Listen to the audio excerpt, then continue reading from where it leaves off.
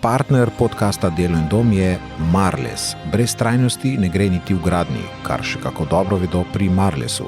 Vodilni proizvajalec naprednih montažnih rešitev postavlja s svojim zeleno-inovativnim pristopom k leseni gradnji nove standarde kakovosti bivanja, tako za individualne hiše kot večstanovanjske in poslovne objekte. Marles, končno doma. Za več informacij obiščite marles.com. Lepo pozdravljeni, moje ime je Nina Steiner in dovolite mi, da vam izrečem dobrodošlico v tokratni epizodi podcasta Delo in dom. Podcasta, v katerem domujejo vse teme vezane na kvaliteto bivanja. Mi bomo danes debatirali o eni zelo aktualni temi, to je namreč ogrevanje. V današnjem času energetske krize je to zelo aktualna zgodba, pa tudi pomlad je konec ogrevalne sezone in s tem morda priložnost za kakšno nadgradnjo oziroma menjavo ogrevalnega sistema. O vsem tem bomo spregovorili z energetskim svetovalcem Bojanom Žnidaršičem iz vitra.si. Gospod Bojan, lepo pozdravljeni. Hvala za vabilo.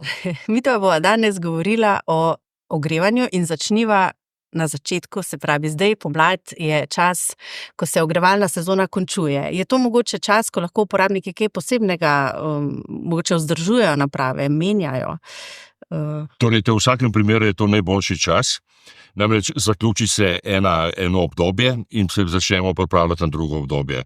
Kot na koncu smučarskih skokov, snežne razmere, to se pravi olimpijskega ciklusa, naslednji dan se začne priprava na nov ciklus.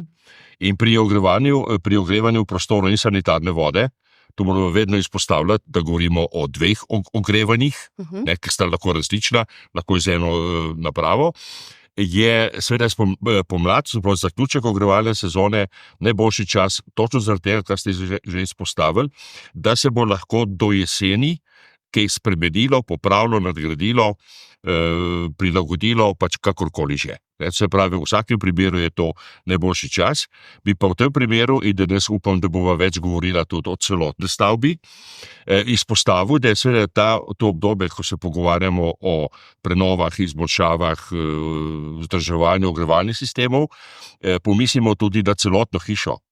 Tudi v tem času je zdaj idealen čas, da se enostavno pogledamo, če nam je zima povzročila kakšne težave na strehi, tu niso nič posebne opravila, gremo okrog hiše, pogledamo na streho, vidimo, kakšen je dimnik, vidimo, kakšne so strešniki, da pogledamo okrog hiše, če pač voda, ki zateka, če se je kakšna vlaga začela, ki pojavlja, pogledamo tudi seveda na notranji strani. In seveda, to se pravi, v bistvu imamo pri tem, jaz izpostavljam pri energetskem svetovanju nekako tri veje, tri segmente. Prvi je ovoj stavbe, se pravi stavba recimo v gradbenem smislu, potem drugo so inštalacije, v tem primeru ogrevanje, pa tudi druge, recimo za bivanje zelo pomembno prezračevanje. In pol tretje so pa en tak sklop teh opravil, ki jih lahko naredimo sami in nas ne stanejo nič, so pa zelo koristni. Recimo voditi se energetsko knjigovodstvo, pisati si, koliko smo porabili, kdaj pričakujemo ali pa kdaj potrebujemo serviserja in tako naprej. To se pravi, da zaključim, da povzamem, idealen čas, pomladanski čas je idealen, da naredimo en tak letni obračun, letni sistematski pregled hiše, ogrevalnih sistemov in sploh tega kvalitete bivanja. Kaj pa lahko uporabnik naredi zdaj za vzdrževanje ogrevalnih naprav? Zdaj je treba tako reči, včasih, ko smo imeli fičete, smo jih lahko popravljali se z macono pa se s fazenbriferjem. Današnji avtomobili ga odpreš in ne vidiš nič. Ne moreš nič popraviti, nič, brez inštrumenta in tako naprej. In podobna situacija je pri ogrevalnih sistemih. Se pravi, tisto, kar še lahko kakšen naredi sam, če se da veš, pa če ima to voljo, je, da recimo očisti kotel na polena, se pravi, dimnika že ne, ampak recimo kotel na polena lahko čisti recimo na en teden, pa takih stvari. Vse drugi sistemi, ogrevalni sistemi, jaz vedno priporočam vzem serviserja. Se pravi, enostavno so tu previsoke tehnologije, pa prenatančne tehnologije, ne moramo tam mi kar nekaj po domači delo. Serviserja poklicati. Kaj pa radiatorji, recimo v bloku, radiator? če ima, ne vem, zrak noter. To so zdaj stvari take, ki recimo se s prakso pridejo, pa to so taka znanja teh stanovalcev, seveda, če je v radiatorju zrak, se pravi, slišimo ga, ker se pač pretaka, ali pa če je radiator na vrhu ali pa spodaj hladen, pač to je treba zdaj, če je na vrhu hladen, se to odzrači. Vsak radiator ima ventilček, se ga enostavno odpre, se počaka toliko časa, da začne piskati, se pravi, zrak gre ven, dokler ne preteče prve kapljice vode, zapremo in v tem primeru potlej je ta zrak odmaknjen in potlej radiator na polno greje. Pri radiatorjih so še druge težave. Pri radiatorjih je doskrat, ampak res doskrat, vidim recimo sedežno garnituro pred radiatorjem ali pa pač neko oviro ali pa celo zavese do tal pred radiatorjem. Ali pa celo, če imamo radiator, pa gre okenska polička noter proti prostoru čez radiator. To so take, kot človek, napake ali pa slabosti, ki onemogočajo kvalitetno ogrevanje ali pa dovolj veliko ogrevanje radiatorja. In mu se take primere, že rekel, hladna soba, pridem kje, je bilo točno to. Kaj pa, če je perforirana, recimo, ta plošča? Se zdaj delajo prek radiatorjev dekorativne fronte perforirane. Veste kaj, vsaka taka zaščita pred radiatorjem, recimo, onemogoča ali pa zmanjšuje prehajanje toplote ven. Ker radiator dela tudi to sevanje, en del je ogreva navzgor, se pravi, ta zrak je krožil okrog njega, drugo pa tudi se s tem sevanjem. In to sevanje se preprosto zmanjša. Zavesa ima podobno nalogo, pa podobno slabost. Se pravi, že zavesa zmanjša. Seveda. Se pravi, tudi je enostavno paziti. Lahko so pol kombinacije, ne pa se rečemo, da imamo poletne pa zimske zavese. Ali pa rečemo pač, ne vem, po zim so zavese na penteljcah odprto. Pač, to je treba paziti. Okrog radiatorja mora krožiti zrak, in vedno kroži od spodaj gor, pa mimo okna, pa gor. To preprosto treba narediti, pa bo radiator upravljal svojo nalogo. Na katere strokovnjake se pa lahko obrnemo za vzdrževanje ogrevalnih naprav, oziroma za dimnik, verjetno dimnikarja? Dimnikarji so itak obvezni, to se pravi, tle ni nobene dileme. Kar se pa tiče ostalih ogrevalnih naprav, kot sem rekel, razen kotla na polena, ki ga še morda lahko kakšen vzdržuje sam, vse ostalo se pokliče enostavno servis in to je to. In moram reči, da so v Sloveniji podjetja, ki tudi recimo za kotle na pelete ali pa za kotle na sejkace, tudi na drva, seveda toplotne črpalke, vse ostale sisteme, enostavno imajo v svoji ponudbi tudi vzdrževanje, letno vzdrževanje, recimo neka cena med 100 pa 200 do 300 evrov, odvisno zdaj, seveda kaj in kako. In potem oni pridejo, in to je zelo pomemben element, oni pridejo izven ogrevalne sezone. Se pravi, takrat, ki nimajo gužve. In takrat potem enostavno pridejo do te stave, pač po nekem planu, naredijo servis, in je potem ta lastnik zadovoljen, oni so zadovoljni in hiša bo zadovoljna, ker bo topla. No, to je pa najpomembnejše. Če pa spregovoriva še mogoče o eni temi, energetski krizi in tem, kako smo zdaj desetletja udobno bivali z recimo enim tipom energenta, današnji pa v luči novih razmer, marsikdo razmišlja o menjavi oziroma dopolnjevanju, da ne bi bil odvisen samo od enega načina ogrevanja.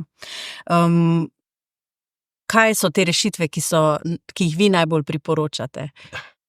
To je tako zelo težko vprašanje, ker govorimo seveda o neki prihodnosti, o kateri pojma nimamo. Lahko pač predvidevamo, kaj bi lahko bilo.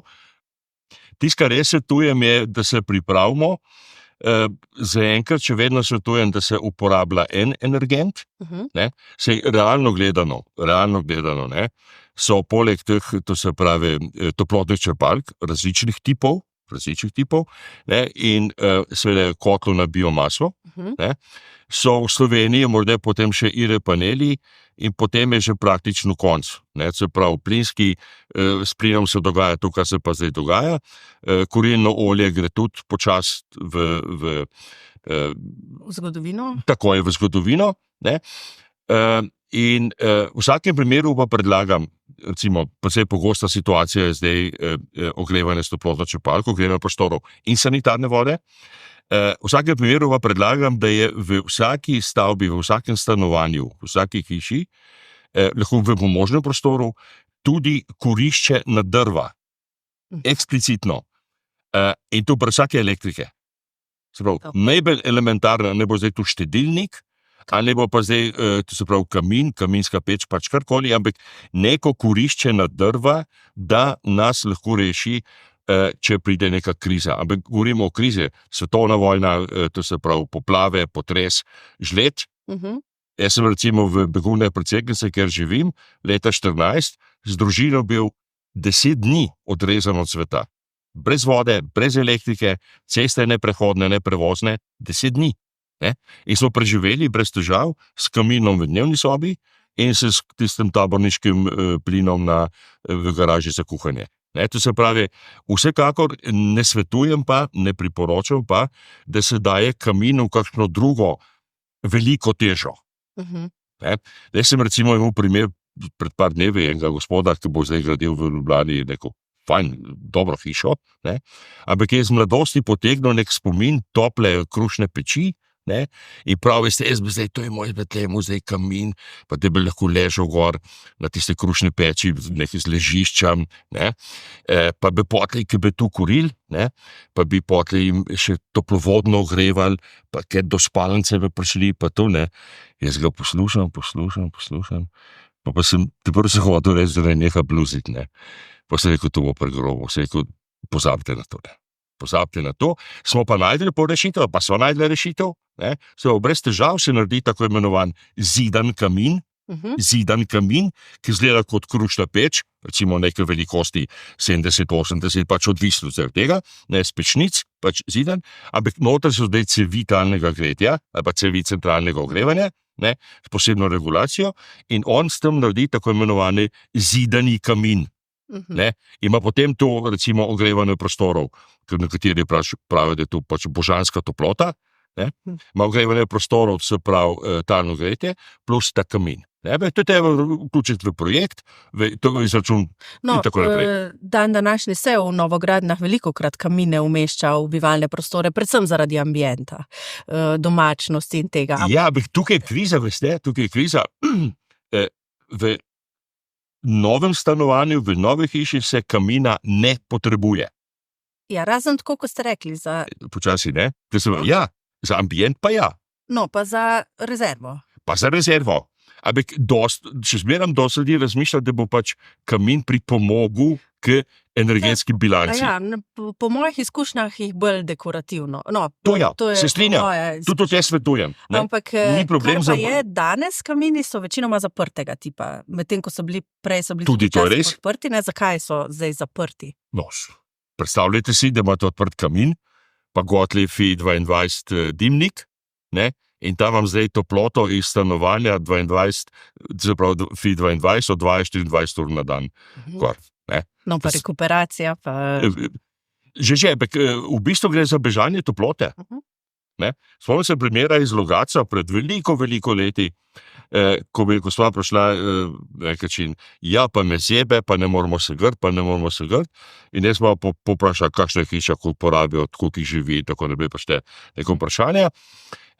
In si rekel, nemogoče, ne bi vas imeli zepst. Ne? In pa si rekel, sem enkrat oglasil. In se oglasim in stopim v dnevno sobo in zagledam kamin. Odprt, poljen na spodaj, se je dimnik odprt. Nekaj rečem, pa mi niste nič povedali za ta kamin. To sem čisto pozabila, to je zdaj mož, ga je rehto, pred 10 leti umrl in od tega sploh nismo več zakorili. No, pa imam pa še eno vprašanje. V veliko starejših stanovanjih, tudi v blokih, še obstajajo te lončene peči. So še ostanek prejšnjih časov in zdaj jih ogromno ljudi jih ven meče. Ali je to, se s tem morda dela škoda? Bi jih bilo boljš restaurirati oziroma narediti ponovno uporabne? To je zdaj težko reči, ne? To se pravi, treba zdaj videti situacijo od situacije. To, kar sem zdaj govorila do zdaj, pomeni to, da imate vi zagotovljeno ogrevanje z nekim drugim sistemom in vam je kamin zgolj nek dodatek. potica ali pa karkoli dodatek, ki je nepotreben ali pa ne nujen, bom rekel, ni nujen. Ne? To, kar pa vi govorite v teh celovnočene peči, je pa treba zdaj videti, ali so bile upoštevane kot k skupnemu ogrevanju, se pravi, da so pač pripomogle k ogrevanju in bile nujne, ne? Ali ne. Ker pri teh pečeh je pomembno tudi to, da jih je potreba kuriti. Ne? In zdaj jaz dostikrat argumentiram, ko govorimo o tem, ne iti v dnevno sobo s kaminom in mu dati preveliko težo za ogrevanje. Rečem, potem boš imel v dnevne sobe kurilnico. Ne? S dimom, s sajami, pač imel boš kurilnico. Ne? To se pravi, da v tem primeru bi se rekel, da je treba pač videti, ali je ta peč potrebna za ogrevanje, ali ne bo kot dekoracija, pa za, ko se reče, za božič, ali pa 5-krat na leto jo pričgati. To je nekaj drugega. Uresničite si svoje sanje s trajnostno leseno montažno hišo Marles. Naravni materiali, visoka energetska učinkovitost in pristop k projektu od ideje do izvedbe. Spoznajte Marlesove nove linije individualnih hiš na marles.com. No, pa na bolj sodobne naprave, na toplotne črpalke. Zdaj so najbolj popularen način ogrevanja pri novogradnjah, kakor. Toplotne črpalke so uporabne in dobre povsod. Ne? Imamo nizkotemperaturne, ki se uporabljajo recimo za novogradnje, imajo pač manjše toplotne izgube. In seveda tudi visokotemperaturne, radiatorske, imenovane, ki so pač namenjene starejšim, slabše izoliranim stavbam. Kaj pa v bloku? Isto. Se lahko uporabnik odloči? Še ne. Za bloke so bile specialno razvite tako imenovane monoblok toplotne črpalke. Ne? Morda je zdaj čas, da omenim, mi imamo 5 tipov različnih toplotnih črpalk. Lepo prosim. Okay? In ta monoblok je recimo 6. tip. Poenostavljeno rečeno. 5 tipov je pa ta klasičen zrak voda, ki pomeni, čeprav tega je morda 80-90% tega po Sloveniji. Ne? Na nek način so najcenejše, celoten sistem, in na nek način najslabše v smislu letnega grelnega števila, ta SCOP. Okay. Se pravi, zrak voda, posel naprej je voda, da je v vseh primerih najboljša, ker ohlaja ali pa ima za medij ohlajanje podtalnico, površinsko vodo, tekočo vodo. Potem imamo geovrtino. Geovrtina pomeni vrtanje do recimo 150 metrov globoko. Ta je edina, ki se ogreva od zemeljske sledice, od toplote zemeljske sledice, vse ostale se ogrevajo od sonca. Okay? Potem imamo zemna voda. Zemna voda pomeni, jaz sem tu v svetu parka v svoji karieri, takrat, ko so razkopavali celo parcelo, kar pomeni tu na globine od 1,5 metra do 2 metra, da trkaten cevi, in potem tu zasud, in potem te cevi ogrevajo, pač ta zemlja ogreva, toplotna črpalka ohlaja. In seveda klima naprava. Klima naprava je pa zrak. In klima naprave doživljajo zdaj z pojavom vedno boljših, s pojavom pasivnih hiš, se pravi, vedno bolj zatesnenih, vedno bolj izoliranih hiš, se pravi, boljša, ko je izoliranost ovoje stavbe, manjše so toplotne izgube in manjša moč je potrebna za ogrevanje tega prostora. To se pravi, to je, ko sem rekel monoblok je pa zdaj seveda to, da imaš, se pravi, prvič je brezplinske povezave med elementi in je lahko v prostoru, v bloku, v prostoru, se pa treba cevi speljati ven, se pravi, zrak mora prihajati in odhajati, zunanje. Lahko je pa tudi zunaj, recimo če večja terasa ali pa večja kakšna niša zunaj, balkon, pa kakorkoli, lahko pa tudi zunaj. Ima pa še notranjo enoto, ki je precej velika, ali kako? Ne, to se pravi, monoblok je point v tem, da je pač tu ena škatla. Ena škatla, imate pa prav, ker to je pa zdaj tisti dodatek, ki ga jaz vedno svetujem, da gre k toplotni črpalki tudi hranilnik tople vode.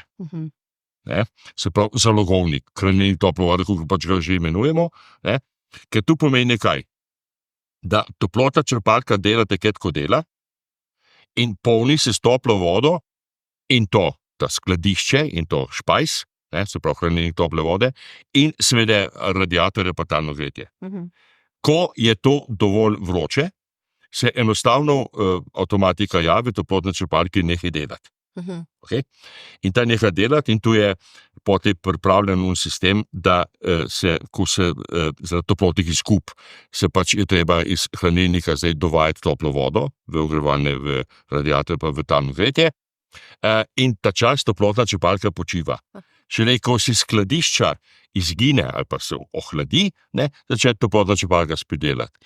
Pa tu govoriva, da se mora blok kot celotna, se pravi večstanovanjski objekt, se odločiti, lahko individualni bivalna enota odloča za... Lahko. Odgovor je da. S tem, da včeraj sem imel v Logatcu ta primer, 10 stanovanj, zdaj so na utekočinjen naftni plin, ki je izjemno drag, in zdaj razmišljajo, da bi šli na toplotno črpalko za cel blok, za vseh 10 stanovanj.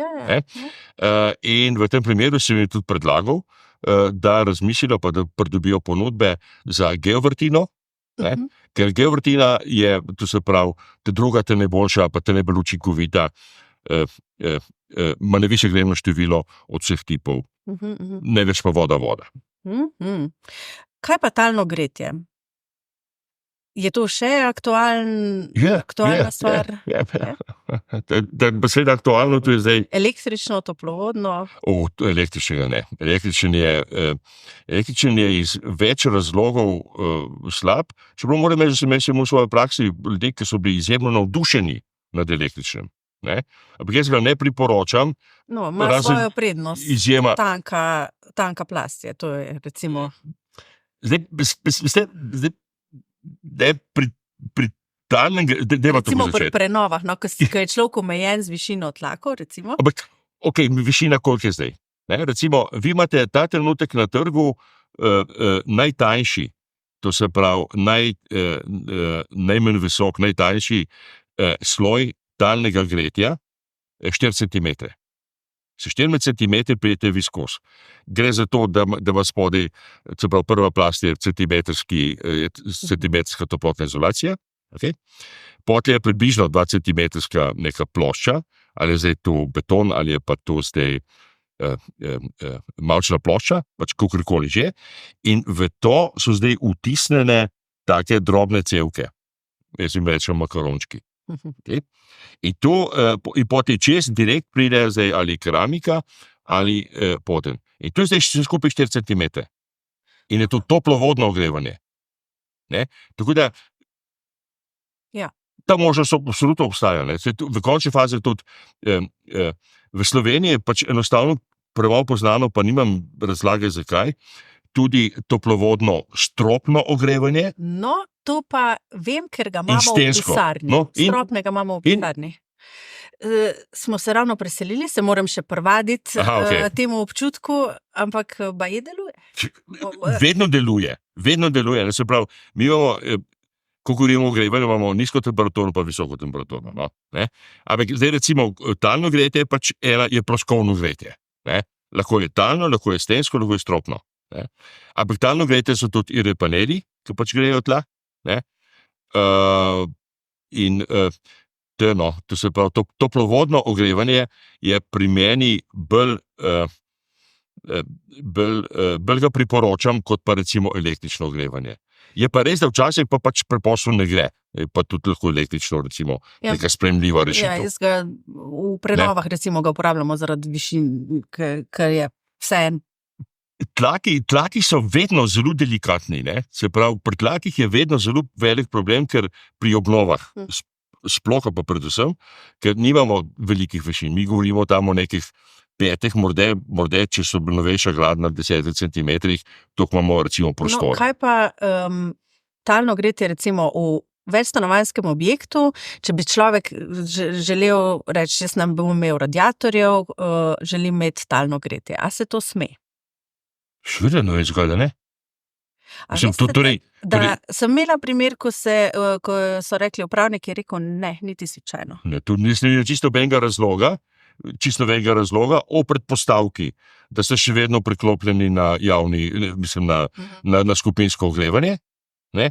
In o predpostavki, zelo pomembne, da vam preko križnega ventila spušča v talno gretje, recimo tam 35 stopinj maksimalno. In to je problem. Pri starejših stavbah, ki imajo slab toplotni ovoj, je uvedba talnega gretja zagotovilo za mraz. Talno gretje preprosto ne more, zato ker je pač nizkotemperaturno, ne more nadoknaditi tistih velikih izgub, ki grejo skozi slaba okna, skozi slabe stene in tako naprej. Predpogoj za talno gretje je kvaliteten toplotni ovoj, pa seveda ni težav. Pa še klime. Zdaj je kar popularno, sploh mogoče v mediteranskem okolju, da se sploh ne daje več nekih ogrevalnih sistemov, ampak se predvidi kar ogrevanje s klimo. Zdaj, če govorimo za neke apartmajske nastanitve, ko mogoče izven sezone niso toliko aktualne, vseeno jih pa kdaj človek pogreje. Ali je to primeren način ogrevanja ali ne? Odgovor je da. Te klime, zdaj mi, ko govorimo o ogrevanju, govorimo visokotemperaturno pa nizkotemperaturno, pa govorimo toplovodno pa toplozračno. Okay? Toplozračno ne potrebuje nobene inštalacije, toplovodno potrebuje razvod, cevi, radiatorje, talno gretje. Okay? In zdaj seveda klime so toplozračno ogrevanje. One funkcionirajo tako kot kaminska peč, kot kamin, kot panel, kot klima. Ne? In klime, točno zaradi majhnih toplotnih izgub na ovoju sodobnih stavb, recimo pasivna hiša, ne? Je klima dobra rešitev za ogrevanje. S tem, da je seveda, zdaj so se tudi klime so tudi, kar imajo velika ta grelna števila, to se pravi ta sop za gretje in za hlajenje, govorimo tam od 6, 7, 8, se pravi velika grelna števila, pa visoka, in ne potrebujejo nobenega seveda inštalacije, se pravi tukaj na nek način prišparamo, ne? So se pa pri klimah zdaj razvile nekako dve smeri. Ena smer je ta klasična hladilna, kjer je zunanja enota, vedno mora biti zunanja enota, in notranja enota zgoraj. Ta, recimo, namenjena predvsem hlajenju. Tiste klime, ki so pa namenjene predvsem ogrevanju, pa seveda spet zunanjo enoto in spodaj kot nek radiator, kot pač neko stvar, ki nas pač greje recimo od spodaj, ali pa recimo lahko tudi pod oknom, pa ne vem, pa kakorkoli. Se pravi, bi priporočali dve, se pravi za poletje za hlajenje zgornjo enoto, po zimi spodnjo? Ne bi tega priporočal. Gre za vprašanje, to se pravi, obe delate tudi. Ne, ampak govorim prioritetno. Ne, čemu je predvsem ta klima naprava namenjena. Ne, in za ogrevanje se pač priporoča ta spodnja, ker govorimo o zelo majhnih močeh. Mi govorimo o močeh tam 3-4 kW, se pa to so majhne moči, ne, seveda odvisno od prostora in tako naprej. In to seveda brez težav zadovoli ta klima, se greje. Je pa lahko en ta čist človeški faktor lahko kar problematičen. Mi imamo doma talno gretje in ko smo se vselili v stanovanje, v hišo, ne, me žena je parkrat potožila, da pogreša vroč radiator, da se ga prime. Ampak resno. Ja, vem. Resno. Se pravi, gre samo za občutek, nič ni zeblo in tako naprej, ampak za ta občutek. Ne? In pri klima napravi je lahko, klima naprava bo seveda tudi dovolj močna, da obratuje na nizkih hitrostih. Ne? Tisto, kar imamo mi slabih občutkov, jaz grem v trgovino, pa me nabija poleti s tem mraz noter, to je za znort. Klima naprava mora biti tako kot prezračevanje, se pravi, da jo ne čutimo, da jo ne slišimo, ne? Zato pa je treba delati s projektanti, ne z energetskimi svetovalci, niti ne s trgovci. Projektant mora biti tisti, ki vam pove, kakšno moč in kateri tip toplotne črpalke klima naprave dati in kam. Ne? Ker imamo mi, to se pravi, zunanja enota je ena vedno, noter imamo pa lahko več teh enot. Se pravi, ni treba, da je samo ena, ampak ko so ne ena, noter so pa 2, 3, 4, 5 teh radiatorjev, recimo. Po posameznem prostoru in potem se da tudi lažje regulirati posamezen prostor in tako naprej. Zelo zanimivo. Najlepša hvala za vaš obisk, za vaše zelo uporabne nasvete, vam pa za pozornost. Partner podcasta Delo in dom je Marles. Brez trajnosti ne gre niti v gradnji, kar še kako dobro vedo pri Marlesu. Vodilni proizvajalec naprednih montažnih rešitev postavlja s svojim zeleno-inovativnim pristopom k leseni gradnji nove standarde kakovosti bivanja, tako za individualne hiše kot večstanovanjske in poslovne objekte. Marles, končno doma. Za več informacij obiščite marles.com.